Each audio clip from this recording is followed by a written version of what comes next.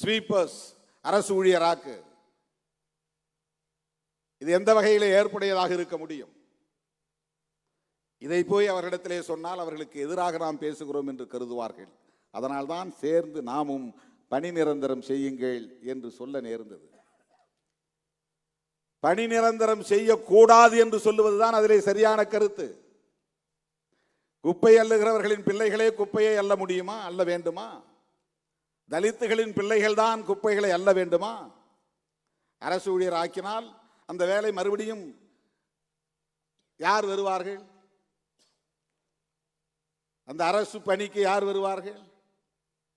எத்தனை பேர் குப்பை அல்ல தயாராக இருக்கிறார்கள்? 70 வயதிலும் அந்த பணியை செய்யக்கூடியவன் ஒருவன் இருக்கிறான் என்றால் அவன் யார் என்று நீங்கள் பார்க்க வேண்டும். இந்த தலைமுறை அவர்கள்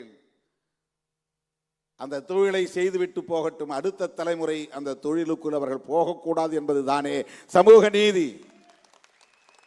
அதிலிருந்து அவர்களை மீட்பது தானே சமூக நீதி.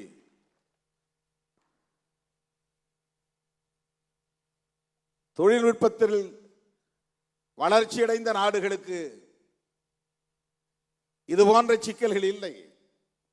எதையோ வளர்க்க துடிக்கிற இந்த ஆட்சியாளர்கள் இந்த நாட்டை உலக வல்லரசுகளில் ஒன்றாக மாற்ற வேண்டும் என்று துடிக்கிறவர்கள் இன்னும் ரயில் நிலையங்களில் கையால் மலம் அள்ளுகிற மலம் அள்ளும் தொழிலாளர்கள் லட்சக்கணக்கானோர் இருக்கிறார்கள்.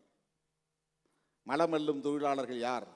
அவங்கெல்லாம் கஷ்டப்படுறாங்க, அதனால் அவங்களெல்லாம் அரசு ஊழியர் ஆக்குங்க, அவங்களுக்கு சம்பளத்தை கூட்டுங்க, பென்ஷன் கொடுங்க என்று நாம் சொல்ல முடியுமா?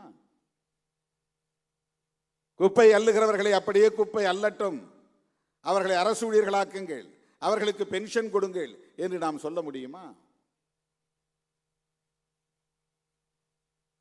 ஆக தலித்துகள் பிரச்சனை என்றால் திருமாவளவன் தான் பேச வேண்டும் என்று சொல்லுகிற அந்த புத்தியே ஒரு சாதி புத்தி. அது